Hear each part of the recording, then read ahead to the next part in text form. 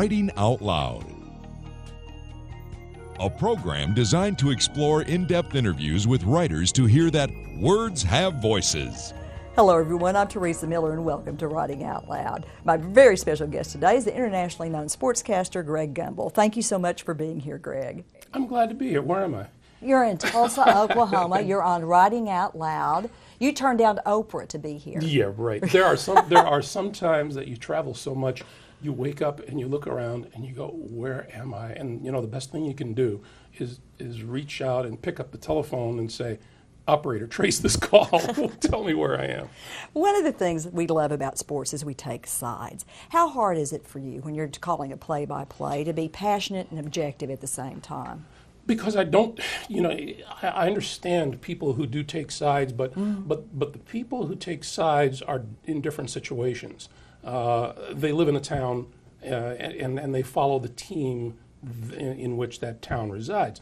That's not the case with me. I grew up in Chicago, and I loved the Bears, and I loved the Blackhawks, and I loved the White Sox.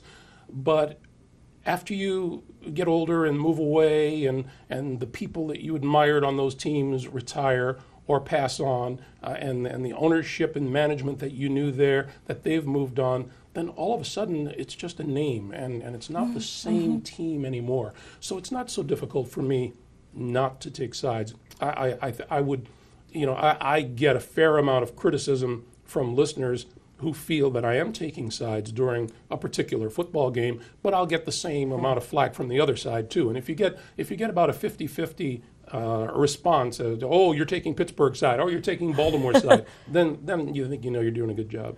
You were the first sportscaster to actually host sports events and call the play-by-play. Which role comes most naturally to you? The Super Bowl.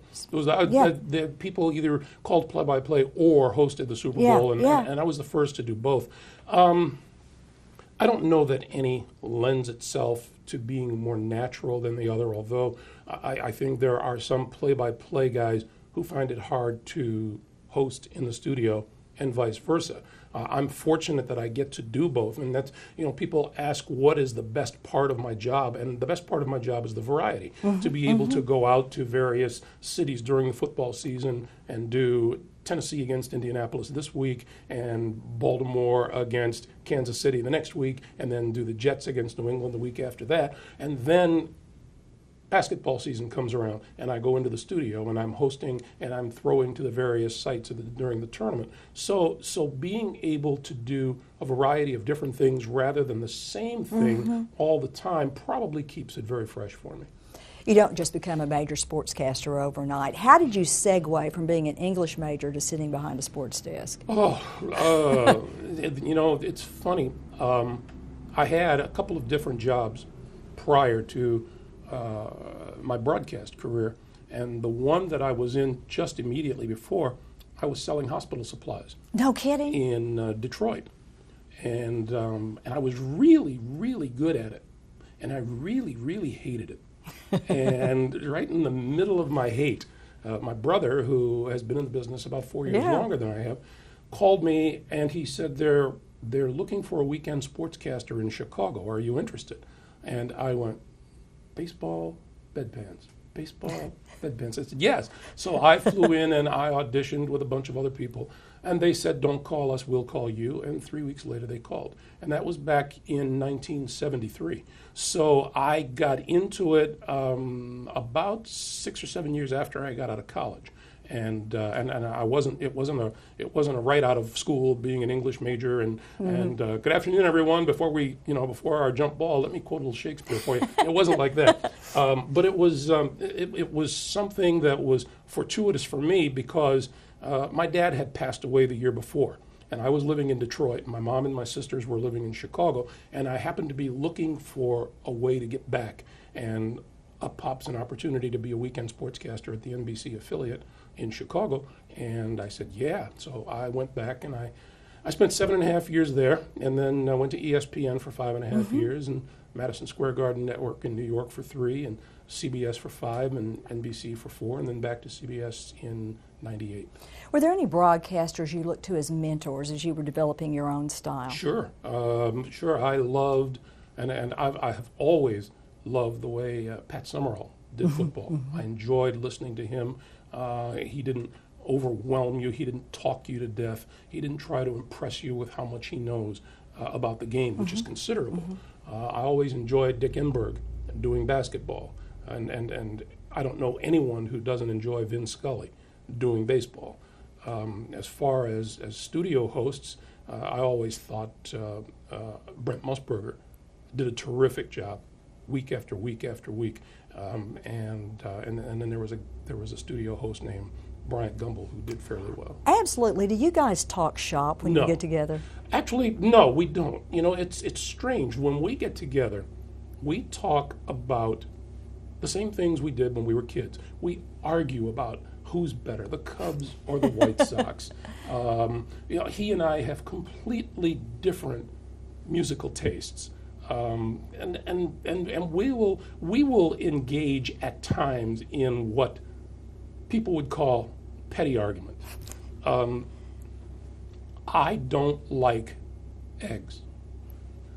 Bryant hates cheese. And the guys in the studio who have worked with us both will say, "You're amazing. You're amazing. You hate eggs as much as your brother hates cheese." And I'll say, "More." And he goes, "You know, he said the same thing. He says, as badly as Greg hates eggs, I hate cheese even more." We're a little bit strange that way. Thank God there are only two of us in broadcasting.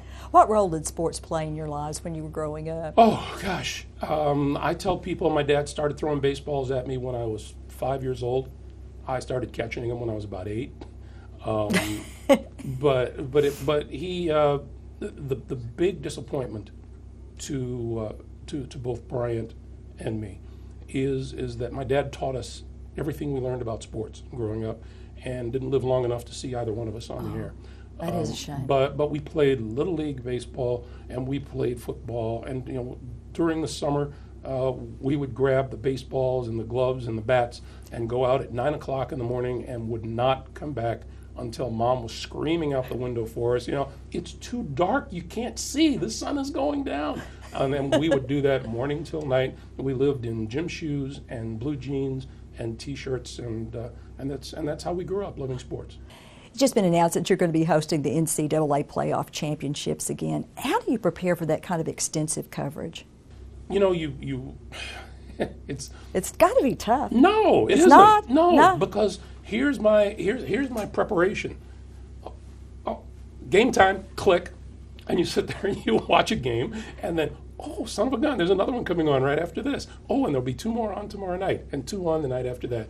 You basically try to familiarize yourself with the teams, the ones that are most likely to make the tournament, and then once the tournament begins, it is, especially the first 2 nights of the tournament, where there are 4 different sites, and there are 4 games played at each site. So it's 16 games the first night, 16 games the second night. We start in the studio at about noon, and we get out at about 1 or 1:30 in the morning. And then we do it all again the following day. The preparation is simply knowledge of the teams and the players and the coaches leading up to it, and then watching what goes on and trying to keep some semblance of sanity.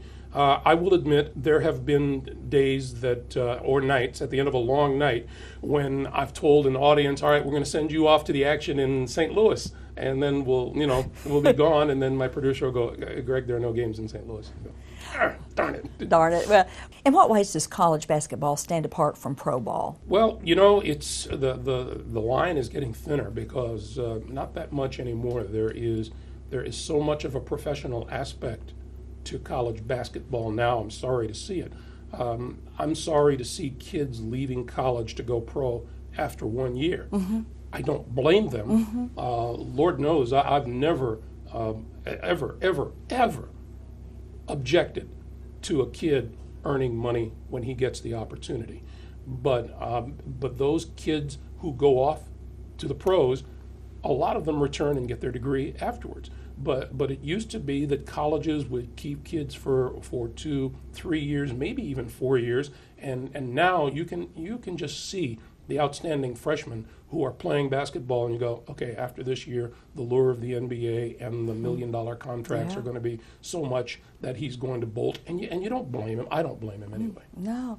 You know, certainly college ball has its controversies, just like pro ball. I'm thinking of Don Imus's remarks a few years ago about the Rutgers women's team. How well do you think the media handled that? I thought they came down hard, appropriately, and you can't make excuses for stupid statements. It's that simple, and it was a stupid statement. I think even Don, soon as he said it, would realize what a stupid thing it was to say. Now, having said that, to his credit, he didn't try to bury it. He owned up to it. He met with the coach. I think he might have even met with the team. I'm not sure, but he was apologetic about it. But it's one of those things, and he did it on live radio, and you and I were talking about live TV versus taped TV.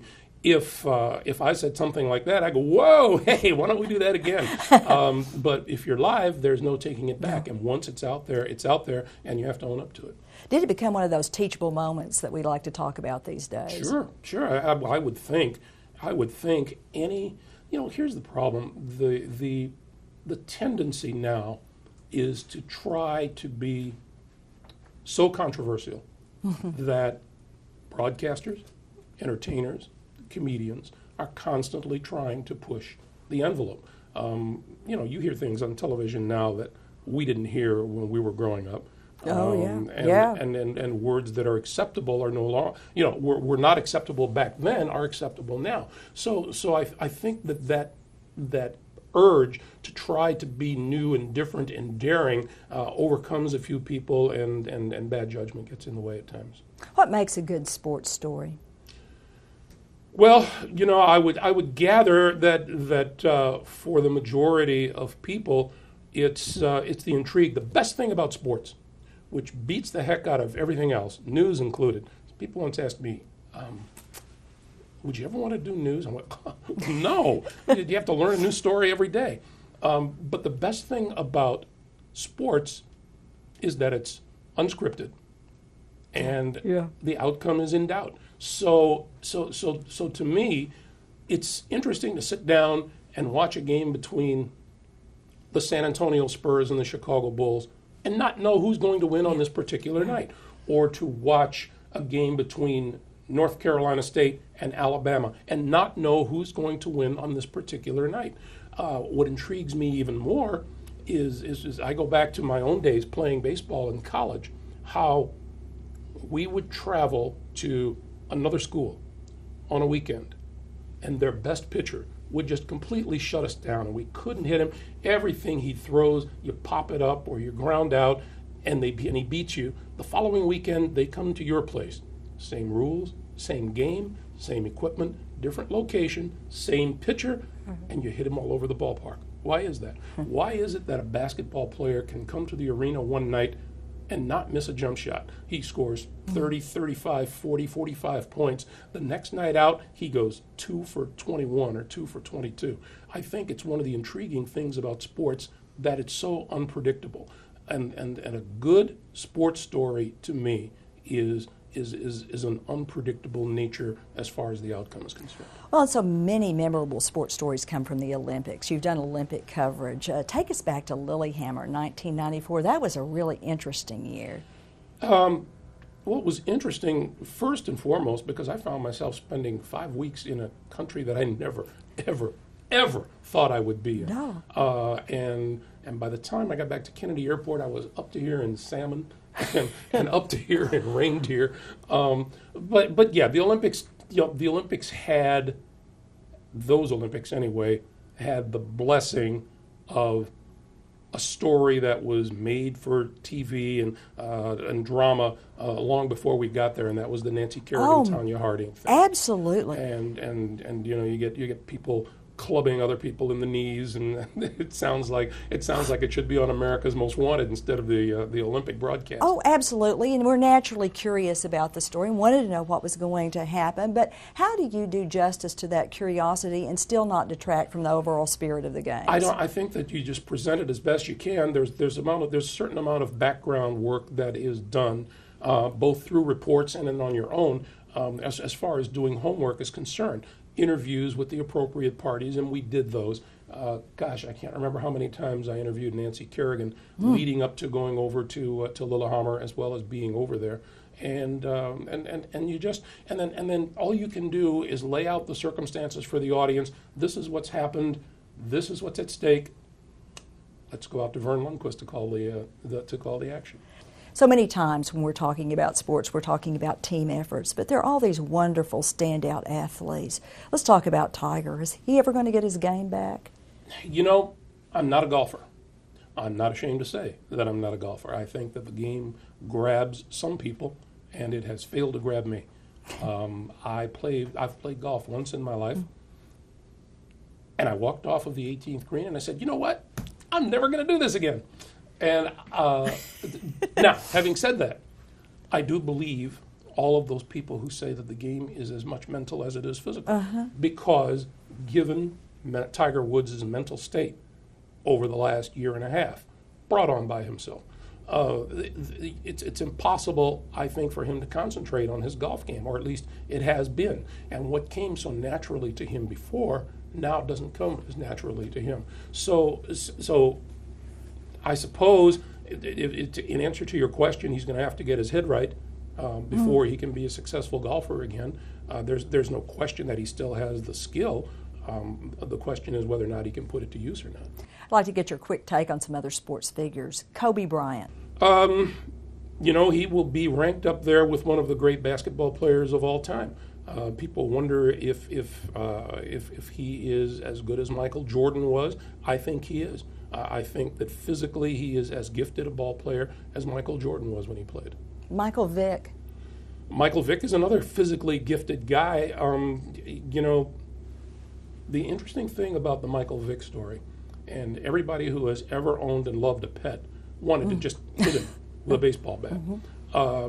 Whether he has changed or not remains to be seen. But I would really be interested, and there's no way of knowing this, but the media was certainly on his side this past year. Was it because he was a changed man, or was it because he was a really good quarterback and helping the Philadelphia Eagles to the postseason? We don't know the answer to that. Would they have been praising him to high heaven if he had thrown 20 interceptions on the season, and if he was a backup quarterback instead of the starter, and if the Eagles had not made the postseason? I think that those are legitimate questions, and I don't think that Michael Vick can answer the questions about his rehabilitation in just the short time he's been back. The Williams sisters. Talented people. You know, there are times that kids say, well, gosh, why couldn't mom and dad put a tennis racket in my hand when I was 4 years old? Jimmy Connor's mother did that with him when he was 4 or 5 years old in Belleville, Illinois. He started hitting tennis balls. The same with a golf club. And they certainly have made the most. They're going to go down in history. That, you know, what makes them unique is the fact that they're sisters. Exactly. And the fact that both of them are very, very good even makes it more unique. They're incredibly talented, and I think their problems these days, more often than not, are staying healthy enough to play the game. Yeah, they've gotten great notoriety in their careers, but you know that there's a school of thought that a lot of women athletes don't get the coverage in the media that their male counterparts do. Somebody that's often brought up in that regard is Annika Sorenstam. So here she is, a wonderful golfer, but you know she's never gotten the press of Phil Mickelson, for example. Because the ladies' tour doesn't get the notoriety that the men's tour gets in the media. So that's a legitimate gripe. Oh, sure, it's a legitimate gripe. There is no question that she's a terrific golfer. Now, is she? I think that what people fail to grasp is she a terrific golfer by anyone's standards or by women's standards? She was the best during her reign on the women's tour. Could she compete with men? Yes. Could she beat them? Maybe some of them.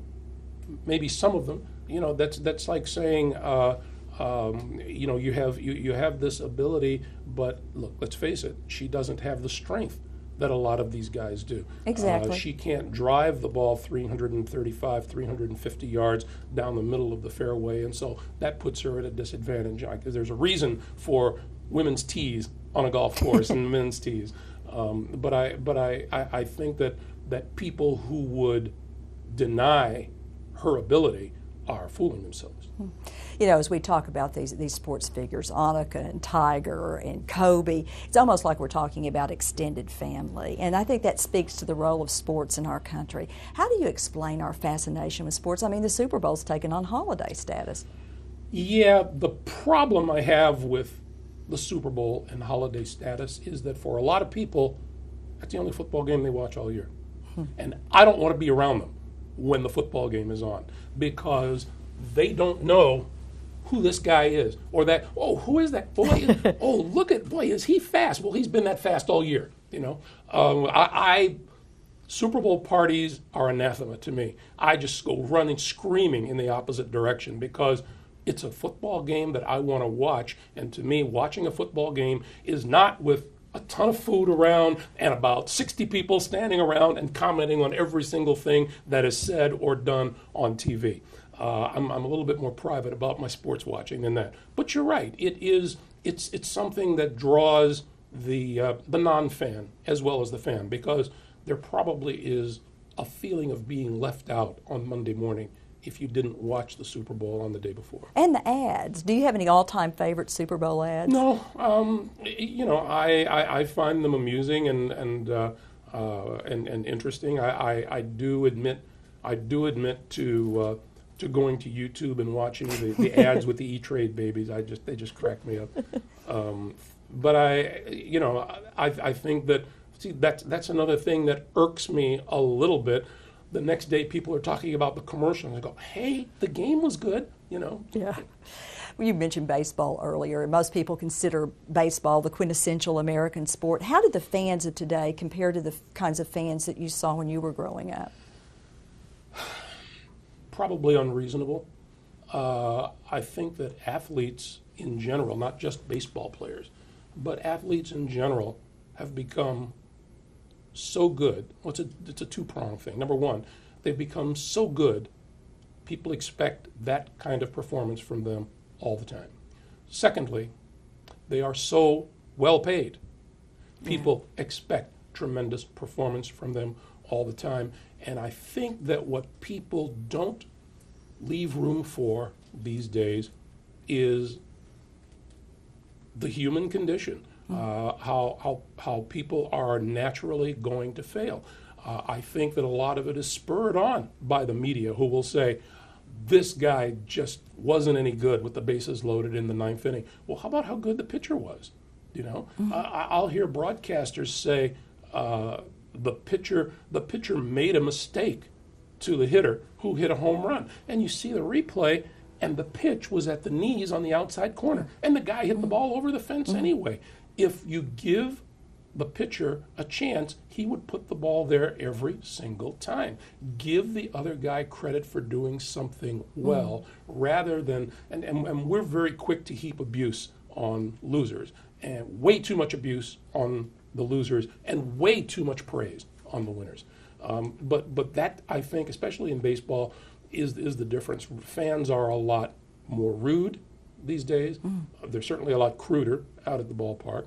But my dad used to take us, there were special days when Dad would take Bryant and I to the baseball game at Wrigley Field or Comiskey Park, and then as we got older, Bryant and I would go ourselves, and it was fun to sit out at a baseball game and just enjoy the great. We got to see Willie Mays play, and Hank Aaron, and Roberto Clemente, and Frank Robinson, and all of those guys, Mickey Mantle, and Yogi Berra, and it was, they remain great memories. And not that there aren't great ball players today, it's just that because they're paid so much more is expected of them. Yeah, if you could go back in time, Greg, and interview some of the great players of the past, who would you interview? Who would be your first picks? That's a really good question. I don't know that. Well, first of all, my hero was a shortstop for the White Sox named Louis Aparicio. And I just loved the way he played the game. And I never got a chance to interview him, but I was doing baseball playoffs on CBS one day in Chicago, and Louis Aparicio was doing the Spanish broadcast in the booth next door. And when I heard about that, we were still about half an hour, 45 minutes prior to our broadcast, and I said, I got to go. I'll be back. And I put my headset down, and I went next door, and I introduced myself to him and told him that I grew up on the south side of Chicago and that I watched him. And I told someone in an interview prior to coming here a couple of weeks ago that my goal in life, my ambition, was to be Louis Aparicio. He played shortstop and he was 5'9". And once I got taller than 5'9", I got really disappointed because I knew I'd never be him. We just have under a minute left, Greg, and I want to ask you about the upcoming things that you're looking for. We talked about the NCAA championships. You want to write novels, too. This is kind of an interesting thing that came out in our pre-interview conversation. Yeah, and you know, the funny thing about that, and people say that, well, you should write about your career. I go, you know, I'm not convinced that that's all that interesting. I'm not sure that people would be tearing things off the shelves reading about that.